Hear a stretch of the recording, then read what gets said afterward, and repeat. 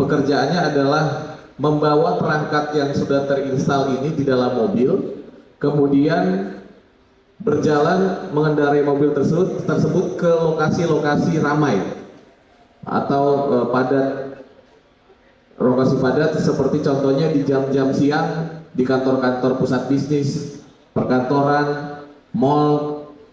Maka melalui alat ini dia akan memblasting pesan yang isinya berupa link phishing. Ini sudah lebih dari 153.000 laporan diterima. Jumlah dana korban mencapai 3,2 triliun dan rekening yang kami blokir terkait dengan penipuan di sektor jasa keuangan mencapai 54.000 lebih dari rekening yang sudah kami blokir.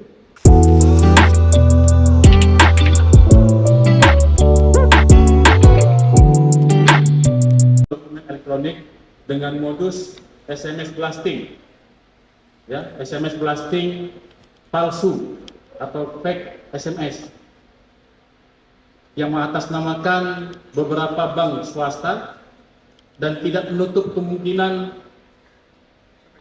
beberapa bank BUMN Indonesia yang terjadi di wilayah hukum Polda Metro Jaya. Dan kami jelaskan pada siang hari ini Direktorat Reserse Siber Polda Metro Jaya telah berhasil melakukan pengungkapan dan penangkapan terhadap 2 pelaku kasus illegal akses dan atau mentransmisikan informasi elektronik milik orang lain dan atau manipulasi data yang seolah-olah dianggap data otentik. Dalam kasus ini penyidik melakukan pengungkapan bahwa tindak pidana tersebut dilakukan oleh warga negara asing, warga negara Malaysia, ya, dengan laporan polisi nomor LPA 16 5 Romawi 2005 SPKT Ditres Siber Polda Metro Jaya tanggal 28 Mei 2025. Waktu dan TKP pada bulan Maret 2025 di Kebayoran, Jakarta Selatan. Pelapor dengan inisial AEF laki-laki, yang mana dari hasil penyidikan didapati keterangan ada beberapa nasabah bank yang mengalami kerugian karena adanya SMS yang mengaku dari pihak bank yang dengan nilai kerugian kurang lebih sekitar 100 juta rupiah. Tadi sudah kami tampilkan 2 pelaku. Yang pertama OKH, laki-laki 53 tahun, warga negara asing dengan peran melakukan blasting dengan alat yang telah disetting oleh tersangka saudara LW yang saat ini DPO menggunakan kendaraan mobil. Kemudian perannya adalah menerima upah dari hasil blasting dari tersangka saudara LW yang saat ini DPO. Tersangka ditangkap pada tanggal 16 Juni 2025 di wilayah Pantai Indah Kapuk, Kamal Muara, Kecamatan Penjaringan, Jakarta Utara. Kemudian tersangka CY, laki-laki 29 tahun, warga negara asli Malaysia, dengan peran melakukan blasting dengan alat yang telah disetting oleh saudara LW dengan menggunakan sebuah kendaraan roda 4, menerima upah hasil blasting dari tersangka saudara LW yang saat ini sudah di DPO-kan oleh penyidik. Ditangkap pada tanggal 16 Juni 2025 di Jalan Sudirman di sekitar Bundaran HI, Menteng, Kecamatan Menteng, Jakarta Pusat. Dan LW, sedangkan pelaku yang sedang DPO-kan oleh penyidik ialah tersangka dengan inisial LW, laki-laki, umur 35 tahun, warga negara asing, yang mana perannya mendanai operasional kedua tersangka, saudara CY dan saudara OKH, menyiapkan akomodasi dan kebutuhan di Indonesia. Kemudian memberi upah seminggu setiap minggunya kepada kedua tersangka, saudara CY dan saudara OKH, mengirim alat yang digunakan untuk blasting SMS dari Malaysia ke Indonesia, menyiapkan dan atau memasang perangkat elektronik blasting SMS di mobil yang digunakan oleh kedua tersangka CY dan OKH. Kemudian memonitoring hasil blasting yang dilakukan oleh kedua tersangka saudara CY dan saudara OKH dan mengambil alih m-banking penerima SMS yang telah masuk ke link phishing yang dikirimkan oleh tersangka. Jadi nanti rekan-rekan media mohon izin, pada kesempatan rilis kali ini agak berbeda karena nanti setelah kita menunjukkan barang bukti, nanti akan diberikan kesempatan kepada para pelaku untuk mempraktekkan bagaimana para pelaku ini melancarkan kegiatan atau aksi tindak pidananya. Sekali lagi ini kita menunjukkan ini pada masyarakat agar menjadi pembelajaran pada masyarakat sehingga diharapkan tidak terjadi lagi dan tidak ada lagi korban-korban dari kejahatan-kejahatan cyber di kemudian harinya. Ya, sekali lagi setelah menunjukkan barang bukti yang ada di depan, nanti kita akan pindah ke belakang. Kita akan tunjukkan, nanti kita akan berikan waktu kepada pelaku untuk bagaimana kedua pelaku itu melaksanakan beberapa adegan pada saat dia akan mempraktekkan adegan-adegan bagaimana dia melancarkan atau melakukan aksi tindak pidananya. Dan untuk mempersingkat waktu, kami akan serahkan penjelasan lebih lanjut kepada Wadir Res Siber Polda Metro Jaya. Silakan.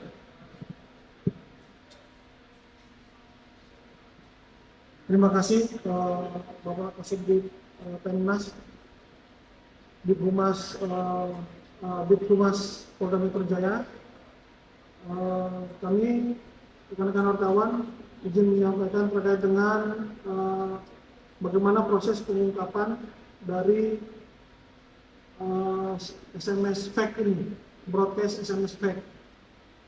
Penyidik di Res Cyber Polda Metro sudah melakukan penyelidikan terhadap perkara ini lebih dari 1 bulan untuk dapat menangkap pelakunya.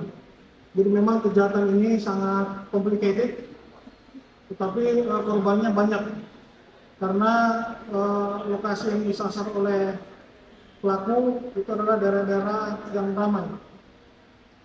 Penipuan jenis ini merupakan gabungan dari beberapa modus operandi kejahatan cyber.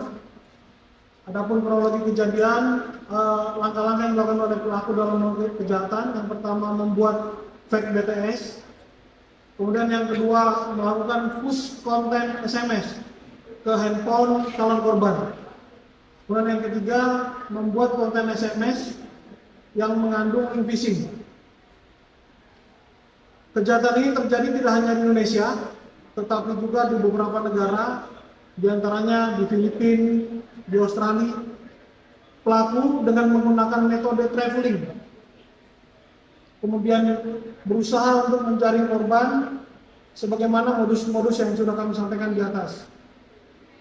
Ketika korban mengklik link yang ada di handphone tersebut, maka korban diharuskan untuk memberikan identitas berupa yang pertama, nomor handphone korban, yang kedua nama, yang ketiga email, yang keempat kode pos, yang kelima kota, yang keenam negara, yang ketujuh jalan, gedung atau lantai, yang kedelapan nomor rumah, yang kesembilan nomor kartu kredit, yang kesepuluh tanggal kadaluarsa kartu kredit, yang ke-11 CCV dari kartu kredit. Untuk rekan-rekan ketahui, link yang dikirimkan tersebut bukan link dari bank. Bank kita tidak akan pernah mengirimkan link untuk mengisi data-data tersebut. Link itu adalah link yang dikirim oleh pelaku. Seperti yang sudah kami sampaikan di awal, alat ini dijalankan pada area-area yang ramai, misalnya di mal, pertokoan, pusat-pusat bisnis, dan di beberapa area lainnya. Seperti yang tadi disampaikan oleh Kasubdit Pemnas, penyidik kami melakukan penangkapan itu di daerah ramai, yaitu di sekitar Bundaran HI. Semua data yang diberikan disimpan di cloud pelaku yang berada di luar negeri. Kami ulangi lagi, di cloud pelaku yang berada di luar negeri. Kami, penyidik Direktorat Reserse Cyber Polda Metro Jaya sudah mendeteksi lokasi negara tempat menyimpan data-data tersebut. Dan saat ini kami sudah melakukan koordinasi dengan penegak hukum pada negara tersebut dengan menggunakan jalur police to police cooperation melalui Diphub Interpolri. Untuk melaksanakan kejahatannya, pelaku membuat infrastruktur sistem informasi berupa dari sisi hardware, mereka membeli antena, kemudian memiliki 4 handphone dan kartu perdana Indonesia. Kemudian mereka memiliki receiver yang disebut dengan receiver Novotel. Kemudian mereka juga menggunakan laptop. Sedangkan dari sisi perangkat lunak, mereka menggunakan aplikasi yang diberi nama oleh mereka, itu adalah aplikasi Super Silver.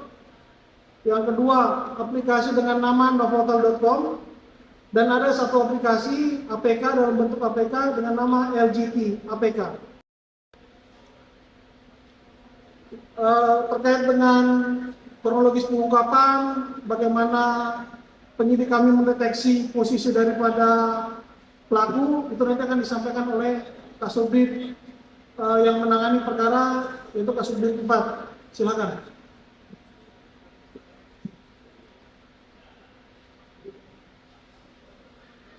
Baik, mohon izin kami lanjutkan penjelasan perihal penanganan perkara ini. Perkara ini juga sering disebut di dalam sosial media adalah fake BTS atau BTS palsu. Rekan-rekan bisa melihat beberapa barang bukti yang ada dihadirkan di depan adalah perangkat yang digunakan pelaku yang diinstal di dalam kendaraan yang mereka gunakan. Jadi seperti dijelaskan oleh Bapak Wakil Direktur Cyber sebelumnya, dua pelaku ini masing-masing pekerjaannya adalah membawa perangkat yang sudah terinstal ini di dalam mobil, kemudian berjalan mengendarai mobil tersebut ke lokasi-lokasi ramai atau padat, lokasi padat seperti contohnya di jam-jam siang di kantor-kantor pusat bisnis, perkantoran, mal. Maka melalui alat ini dia akan memblasting pesan yang isinya berupa link phishing. Kita bisa lihat contohnya di dalam layar, contoh-contoh pesan yang diblasting oleh para pelaku menggunakan media alat ini, yang isinya sebagian besar adalah melakukan himbauan untuk mengecek poin daripada akun perbankan calon korban. Jadi dia bisa memblasting dari berbagai macam bank dengan nama folder bank apapun.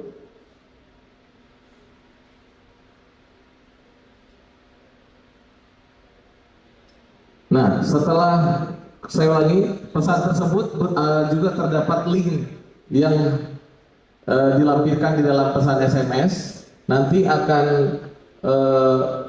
korban akan tertarik untuk mengecek link tersebut. Setelah dibuka, link tersebut isinya tampilannya kurang lebih seperti ini. Jadi di dalam link tersebut dia akan mengatasnamakan suatu bank, di sini salah satu bank swasta, menerangkan ada bahwa korban mempunyai poin sebesar 16.000. Dihimbau agar korban mengisi informasi pengiriman.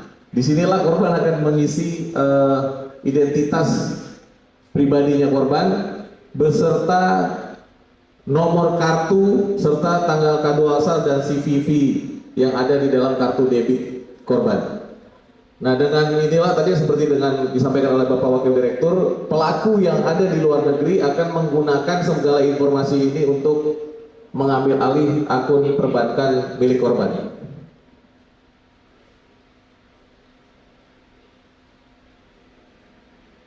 Berikut beberapa tampilan link phishing yang dikirim kepada korban.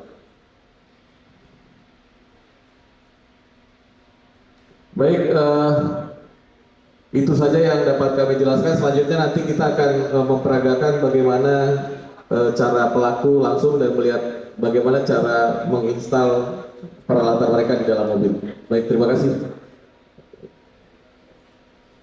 Ya, pada kesempatan siang hari ini hadir juga dari pihak OJK dan BCA. Mohon untuk memberikan beberapa pesan untuk masyarakat, Pak. Terima kasih. Saya hormati Bapak Kasubdit, Pak Wadir, juga Bapak Kasubdit. Izin kami dari OJK sebagai Ketua Satgas Pemberantasan Aktivitas Ilegal. Sekali lagi, Bapak, kami dari Satgas pasti menyampaikan apresiasi atas gerak cepat dari Polda terkait dengan penanganan kasus fake BTS. Kami informasikan kepada Bapak Ibu masyarakat bahwa saat ini jumlah penipuan siber di Indonesia semakin meningkat. Sebagaimana data dari Indonesia Anti-Scam Center, saat ini sudah lebih dari 153.000 laporan diterima. Jumlah dana korban mencapai 3,2 triliun dan rekening yang kami blokir terkait dengan penipuan di sektor jasa keuangan mencapai 54.000 lebih dari rekening yang sudah kami blokir. Rata-rata per hari terdapat 718 laporan ke Indonesia Anti-Scam Center dan ini jumlahnya lebih 2 kali, mungkin sampai 3 kali dibandingkan dengan laporan dari negara lain. Jadi ini Indonesia saat ini sedang dalam tahapan sangat bahaya dengan terhadap penipuan yang terjadi. Nah, Bapak Ibu sekalian, kami sampaikan kepada masyarakat bahwa sudah disampaikan ke Bapak Kasubdit juga bahwa kita harus waspada, tidak sembarang klik kalau terjadi ada SMS atau ada email atau mungkin lewat WhatsApp. Karena inilah menjadi pintu masuk para penipu mendapatkan data-data dari Bapak Ibu pemilik dari rekening-rekening bank. Jadi sekali lagi kami berterima kasih dan kami juga mengingatkan kewaspadaan dari masyarakat bahwa jumlah penipuan masyarakat di Indonesia sekarang meningkat tajam dan kita harus saling menguatkan untuk penindakannya. Saya kira gitu Bapak Kasubdit, terima kasih. Ya, terima kasih. Selamat siang. Saya izin Pak Kasubdit Penmas, Pak Wadir Siber, dan Pak Kasubdit. Kami sangat mengapresiasi ya atas seluruh pihak, terutama dari rekan-rekan kepolisian dan jajaran karena berhasil untuk menangkap pelaku dari fake BTS ini ya. Tentu saja pelaku fake BTS ini sangat merugikan bagi nasabah kami dan juga nasabah-nasabah bank lain tentunya yang tadi sudah disebutkan juga.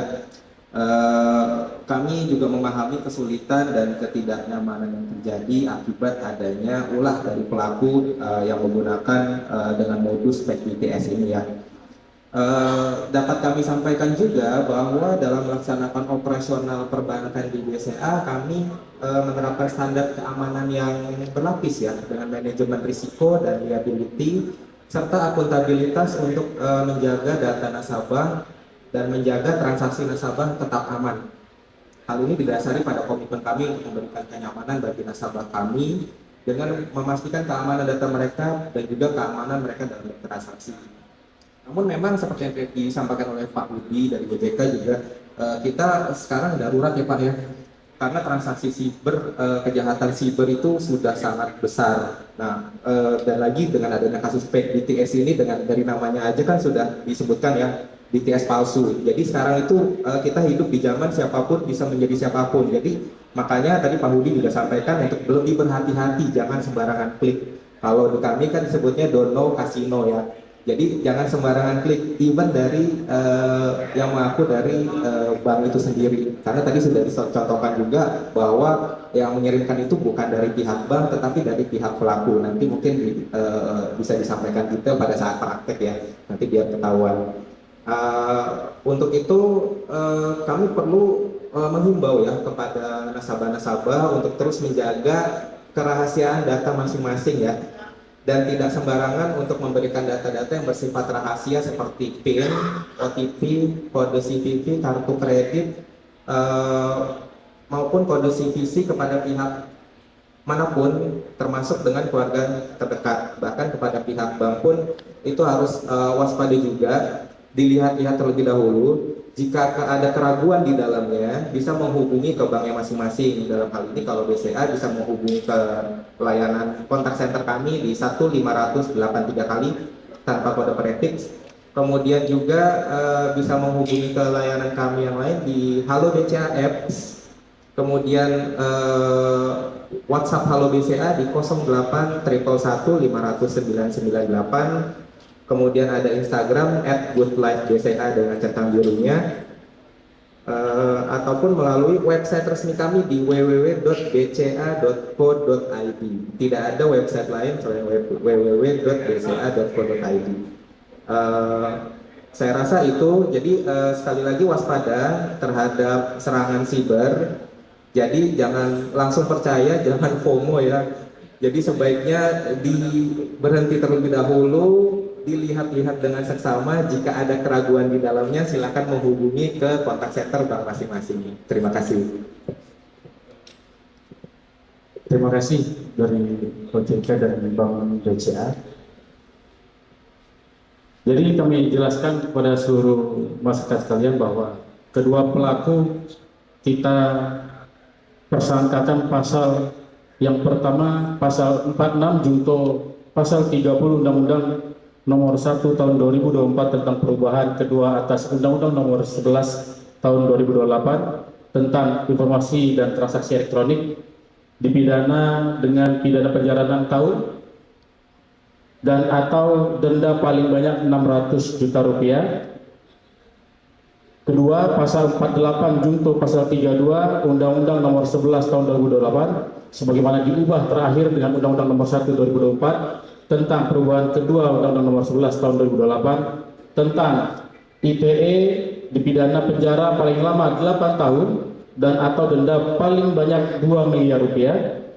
Dan yang ketiga, pasal 51 ayat 1 junto pasal 35 Undang-Undang Nomor 11 Tahun 2028 sebagaimana diubah terakhir dengan Undang-Undang Nomor 1 Tahun 2024 tentang perubahan kedua atas Undang-Undang Nomor 11 Tahun 2008 tentang ITE, dipidana penjara paling lama 12 tahun dan atau denda paling banyak 12 miliar rupiah. Dan kami ingatkan kepada seluruh masyarakat agar bijak dalam mengklik setiap link yang ada yang masuk baik di media sosial atau yang ada masuk di SMS masyarakat sekalian. Karena pada perkara ini pelaku bisa atau pelaku menggunakan dengan modus mengirim SMS blasting yang mana dia masuk ke dalam SMS premium. Ya, masuk ke dalam SMS premium. Kami ulangi sekali lagi, masuk ke dalam SMS premium beberapa bank swasta yang mengatasnamakan bank swasta. Jadi korban yakin bahwa SMS tersebut adalah SMS dari bank yang ada tertera dalam SMS blasting tersebut. Sekali lagi kami sampaikan himbauan kepada masyarakat, bijaklah sebelum mengklik link yang ada di handphone Bapak Ibu sekalian. Dan Bapak Kapolda Metro Jaya pada siang hari ini melalui Direktorat Siber Polda Metro Jaya berkomitmen untuk menjadi garda terdepan dalam melawan berbagai jenis kejahatan cyber dan memastikan penegakan hukum tetap terjaga di ruang digital. Dan kami menghimbau kepada masyarakat mohon selalu berhati-hati dalam melakukan aktivitas di ruang digital serta berhati-hati dalam membuka sebuah link yang tidak dikenal serta jangan sembarang mengisi data diri dan atau identitas pribadi pada formulir yang tidak diketahui sumber dan kebenarannya. Ingat, keselamatan dan keamanan Anda menjadi prioritas utama kami, yaitu Polda Metro Jaya.